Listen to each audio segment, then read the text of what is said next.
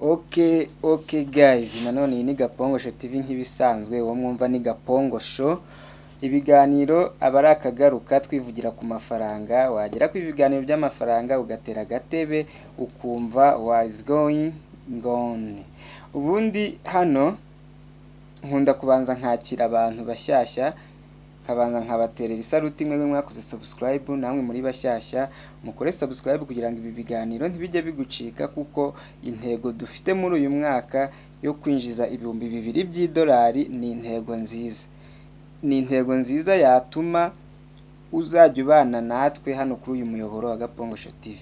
Nimero yanjye mba nayitanze, link ndazitanga iyo mvuze kuri app runaka, ntanga link ariko nkayiha umuntu uyishaka. Hano rero iki kiganiro kiri very interesting cyane. Ibaze ubyutse, nyine urabyutse, uwoze mu maso, umaze koga mu maso, uragiye nyine ahantu ujya usoma amakuru, urasomye. Urugero urasomye gutya: Pause is coming soon to the Bybit spot trading platform with got paused. Listing date April 16th April. Stay tuned for more. Nyine hano bari kuvuga ngo PAU cyangwa se ni coin bita Pause iraje vuba kuri Bybit. Bybit spot ni trading platform, ni platform bacururizaho ano mafaranga tuba tuvuga ya digital. Hano nyine tuba tuvuga ya digital. Ubundi ino PAU bari kuyimayiningira muri Telegram. Ku muntu ufite Telegram ari kubasha kumayininga zino Pause akazibikaho gake gake. Nuvuga ngo rero umunsi umwe rero urabyutse usanze noneho update iriho ngo PAU is coming soon to the Bybit. Kamu iraje vuba vuba kuri Bybit.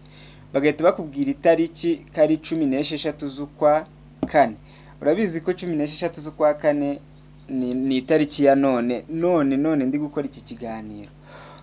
Bari kuvuga ko listing date ari iyi tariki, none wowe ubisomye ari ku itariki 16. Urumva ko ubwoba burakwica, uravuga ngo ukatangira kurogereta kuvuga ngo subu abandi bazibitse ndi hehe, abandi bayimayininze ari hehe, ubwo ugatangira gukurikirana amakuru uvuga ngo ese iyi coin bayimayininze guhera ryari. Bakakubwira ngo wenda bayimayininze guhera 2022, bamaze imyaka 2 bayimayininga, none yagiye ku isoko. So ibyo ngibyo ntabwo ari byo nari nshatse gukomozaho, ariko niyo mpamvu nahereye mu gitondo uyu munsi mvuga ngo wowe ufite telefone yawe, ese telefone yawe niyo guhamagara niyo kwitaba no guhamagara gusa? Mbega uko niko byagenze n'ahandi hose. Urugero Koa barayimayininze ureba, nyine barayimayininze ureba, yagiye hanze. Ubwo bayimayiningaga muri app bita Satoshi. Koa murabizi ziri hanze, ko imwe ishobora kubihagaze mu idolari gutyo n'ibindi bice. BNB barayimayininze ureba, yagiye hanze. Ubwo iyo bayimayiningiye muri Binance ni exchange nyine. Ubwo guhera ku uyu munsi BNB imwe ihagaze about amadolari 700, mu madolari 700 mwaho ngaho. Urumva ni ibihumbi bigera muri 900, hafi miliyoni y'amanyarwanda. Pi network barayimayininze ureba, baravuga ngo hagiyeho open mainnet ureba, ibyo bintu byose ureba kandi ufite telefone. Dore aho igeze, dore aho Pi nyine igeze.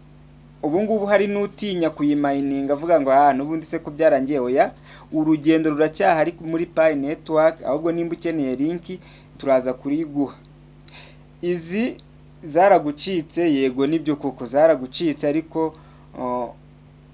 ariko se iziri kuza zo uri kuzibika muri phone yawe, muri telefone yawe uri kuzibika, cyangwa phone yawe nyine niyo kwitaba no guhamagara gusa?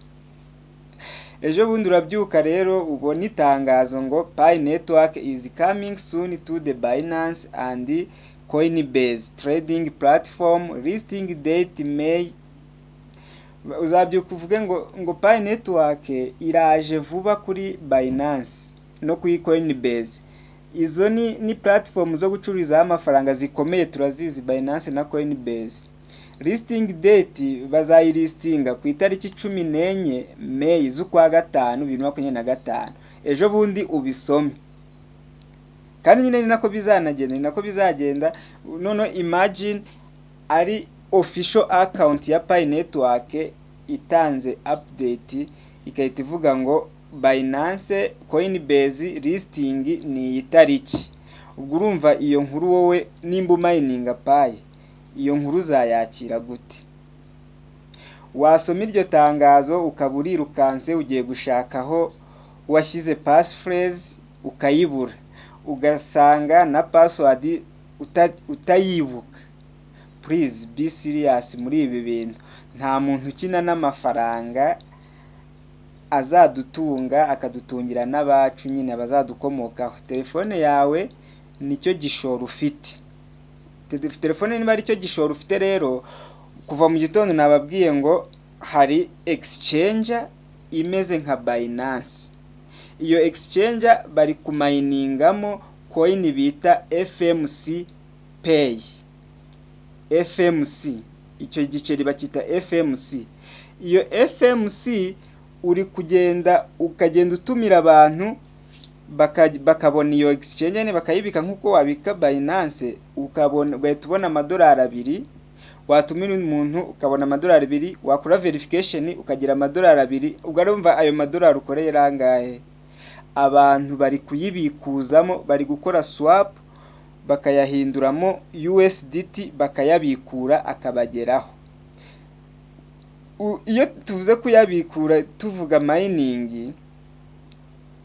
mining wowe ntabwo byumva neza, ariko ayayo arabikurika. Abenshi duhugiye muri Pi Network, muri za Ruby zitarajya ku isoko, ariko aya ngaya yo urayakorera gake gake aze uyabikure akugereho. Niyo mpamvu rero mbabwira ngo stay updated, stay tuned to Gapongo Show TV. Ndabakunda cyane.